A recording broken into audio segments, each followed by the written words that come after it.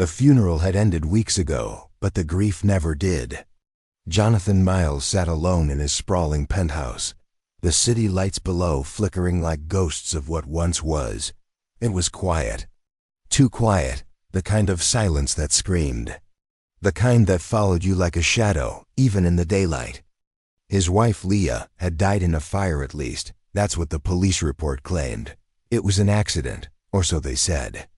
A gas leak in the countryside home they'd been renovating. No survivors, no remains identifiable. Jonathan hadn't been there. He had been in Hong Kong, closing the deal that would make his empire international. He had received the call mid-meeting. "We're so sorry, Mr. Miles." He hadn't cried at first. Billionaire CEOs didn't cry. But that night, behind the soundproof walls of a 5-star suite, he shattered. Leah had been the one person who didn't care about his money.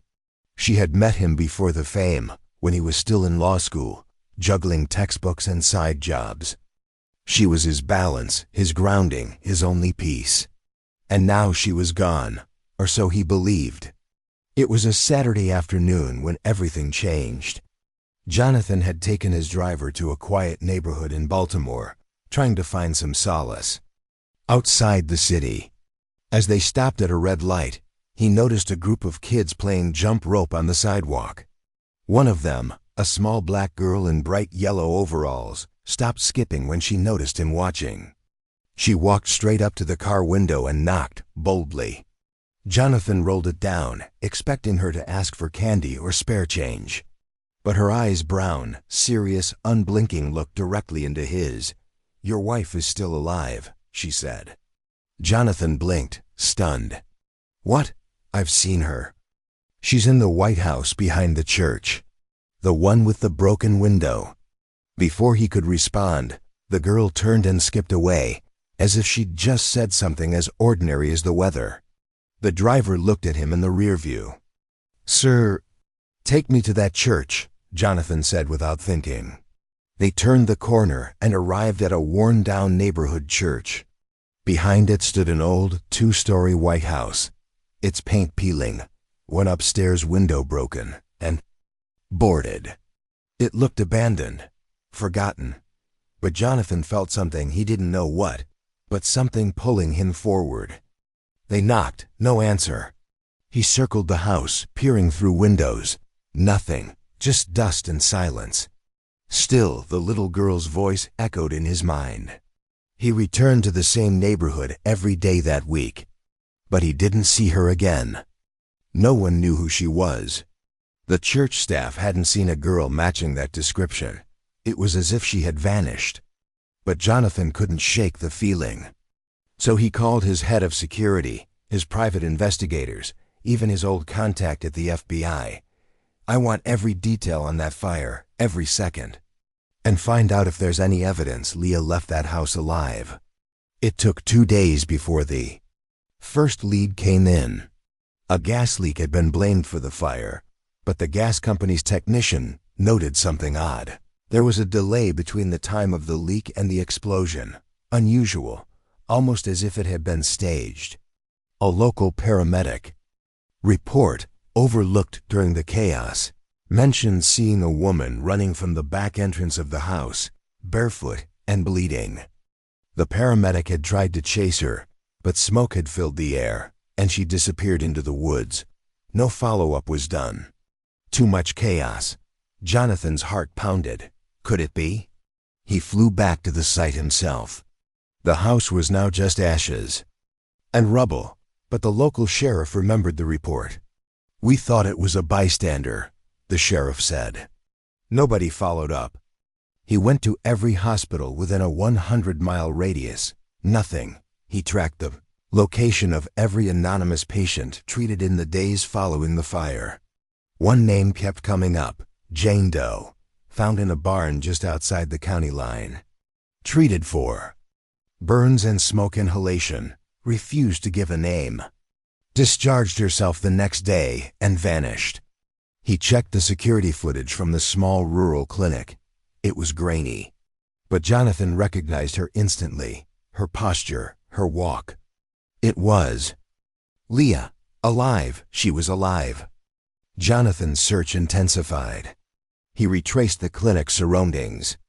Locals remembered a woman hiding in a barn for several nights. Someone mentioned she had spoken strangely, like she was afraid someone was watching her. Like she didn't trust anyone. It made no sense until his investigators uncovered another shocking truth. Leah had filed a police complaint 6 months before the fire.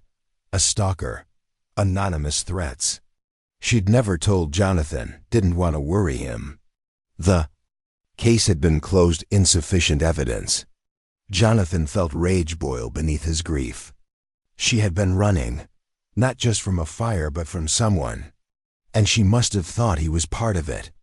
Or that his world of power, of people, couldn't protect her anymore. It took another month before he finally found her. A safe house. In rural Kentucky. A shelter for women in danger. Leah had used a false name and lived quietly, volunteering in the community kitchen. She wore scarves to hide the burns on her neck. Her eyes were tired, wary. When she saw him walk into the shelter, she froze. "Leah," he whispered, barely able to breathe. Tears flooded her eyes, and she staggered back. How did you find me? I never stopped looking." She broke down. He ran to her, held her, felt her heartbeat against his. That night they talked. She told him everything. The threats, the fear, the fire she believed was meant for her. She had escaped, thinking no one would believe her. She thought Jonathan was better off without her, safe, successful, untouched by her chaos. He wept, for all the time lost. For the pain she carried alone. He promised to protect her. Not just as a husband, but as the man she had always believed. Together, they reopened the case. The man who had threatened her was arrested. The fire, it turned out, had been arson. They returned to the city quietly. Leah didn't want a press storm. She needed time, healing. But she chose to tell the truth one day in a speech for a women's safety foundation they started together. In the audience sat a little black girl in yellow overalls, watching from the front row. When Jonathan saw her, he excused himself from the stage and walked down to her. "You," he whispered. "You changed everything." The girl smiled. "I just said what I heard." Jonathan knelt beside her. "Heard from who?" She shrugged. "A lady with kind eyes. She told me to tell you. She said you'd understand." She looked toward the back of the auditorium.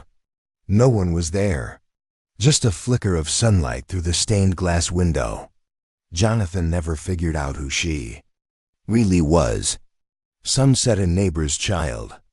Others thought she might have been sent by someone who had seen Leah. But Jonathan believed something else entirely. Sometimes when love is strong enough, the universe finds a way to speak. And when it does, it sends a voice through the most unexpected messenger, one that pierces through silence, through grief, and reminds us that hope, no matter how buried, can always be found again.